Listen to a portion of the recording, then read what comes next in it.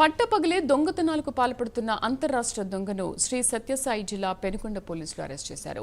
కోనాపురం రోడ్లోని టీచర్ ఇంట్లో జరిగిన దొంగతనం కేసును పోలీసులు ఛేదించారు. టీచర్ ఇంట్లో 45 తులాల బంగారంతో పాటు ₹1,00,000 అపహరణకు గురైనట్లు పోలీసులు గుర్తించారు. ఈ కేసును సవాల్గా తీసుకున్న పోలీసులు దర్యాప్తు ముమ్మరం చేసి నిందితుడు సోహిల్ ఖాన్ను అరెస్ట్ చేశారు.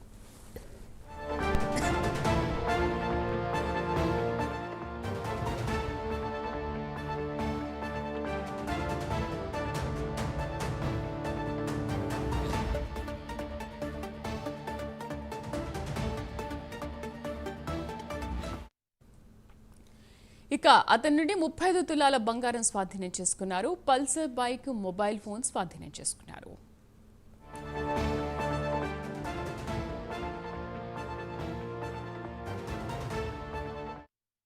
ఈ సామాన్లంతా రికవర్ చేయడం అంటే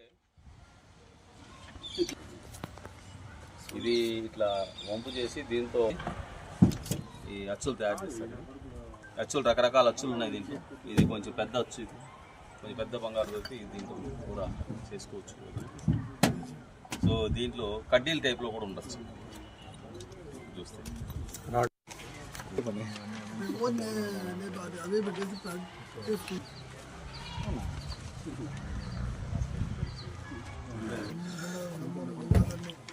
వాళ్ళు దీన్ని పట్టుకున్న తర్వాత ఈ అన్ని గోల్డ్ అంతా కూడా ఈ ముందు ఈ సామాన్లంతా రికవర్ చేయడం అంటే ఇది ఇట్లా వంపు చేసి దీంతో ఈ అచ్చులు తయారు చేస్తాడు. ఉన్నాయి దీంట్లో. ఇది కొంచెం పెద్ద అచ్చు, ఇది కొంచెం పెద్ద బంగారు దొరికి దీంతో కూడా చేసుకోవచ్చు.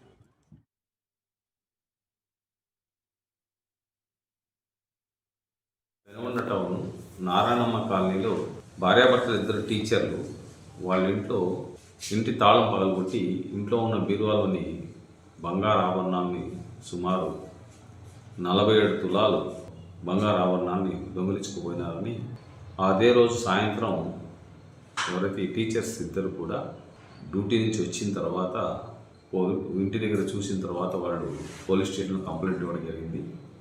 ఈ విషయంలో పెనుగొండ పోలీస్ స్టేషన్లో ఈ పగలు దొంగతనం, ఇంటి దొంగతనం గురించి ఒక కేసు నమోదు చేయడం జరిగింది.